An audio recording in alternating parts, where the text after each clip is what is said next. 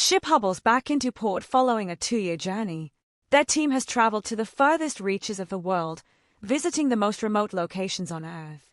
After all this time at sea, the vessel is being secured by not much more than hope and pitch. It used to be secured with iron nails, but the sailors used them for different purposes. This is the 6th-rate HMS Dolphin, a frigate with 24 cannons on board. In 1752, it was put into service. Not long after its debut, Britain began the 7 Years' War, and the Dolphin was dispatched to battle. After the conflict ended, it was utilized for a different purpose.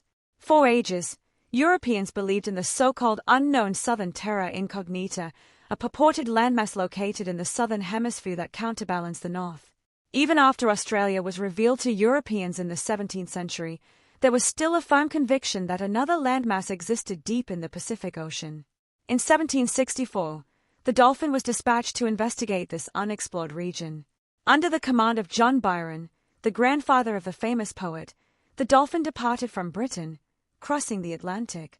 After a brief stop at Rio de Janeiro and surveying the Falkland Islands, the ship traveled farther south to the Strait of Magellan, overcoming the difficult and erratic seas at the tip of South America. The Dolphin then entered the Pacific Ocean, where they discovered several islands in what is now French Polynesia. Disappointed at not finding a great continent, Byron ordered the ship west, eventually arriving at present-day Jakarta, Indonesia, for refurbishment, before sailing to the Cape of Good Hope. The Dolphin returned to Britain in May 1766. Although they did not discover the legendary continent, they brought back reports of flora, fauna, and native populations. The Dolphin had completed one of the fastest circumnavigations of the world, taking less than 2 years. In August 1766, Samuel Wallis took command and embarked on a new journey. The Atlantic crossing was uneventful, but the Dolphin spent 3 months attempting to round South America. Battling strong winds and rough seas, the crew successfully charted one of the most dangerous maritime regions. Finally clearing the Strait of Magellan, they entered the Pacific. Supplies were running low, so Wallis turned northwest toward a little-traveled region. In early June, they reached islands in the Tuamotu archipelago, replenishing food and water before continuing westward. On June 18, 1767, more land was sighted, and on June 23, HMS Dolphin anchored in Tahiti, which Wallis named King George's Island. This was a great relief, as much of the crew was ill after months at sea. Tahiti was already inhabited by Polynesians, who paddled out in canoes to greet the newcomers. They brought fresh fruit, chickens, and pigs, supplies the crew desperately needed. In exchange, the British offered iron nails, knives, and beads. Tensions initially arose. On June 24, the ship was surrounded by hundreds of canoes. According to Wallis, they appeared prepared for battle rather than trade. The Tahitians approached, throwing stones. The British responded with cannon fire, destroying canoes and forcing them to retreat. After this, relations improved, and trade resumed peacefully.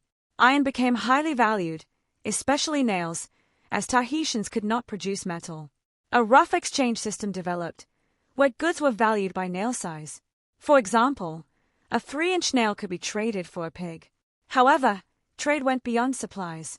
One day, George Robertson encountered Tahitian women who made gestures indicating they desired iron nails.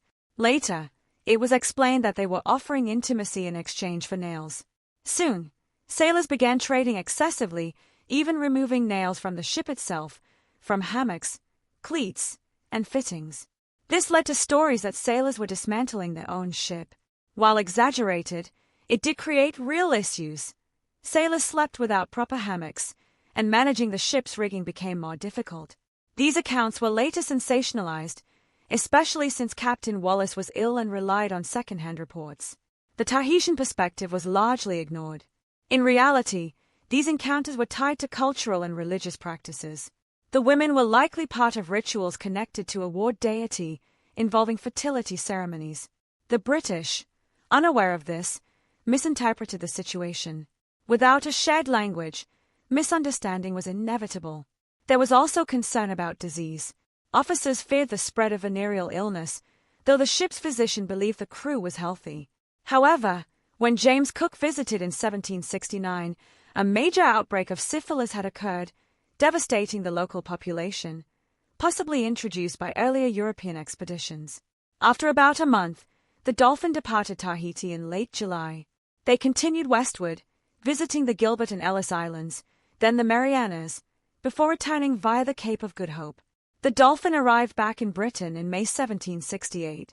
With this journey, HMS Dolphin became the first ship to circumnavigate the globe twice. Although they never found Terra Australis Incognita, they returned with valuable knowledge about the Pacific. The story of sailors dismantling their ship for nails may sound amusing, but it reveals a deeper truth, one of cultural misunderstanding, exploitation, and the eventual devastation of an entire way of life.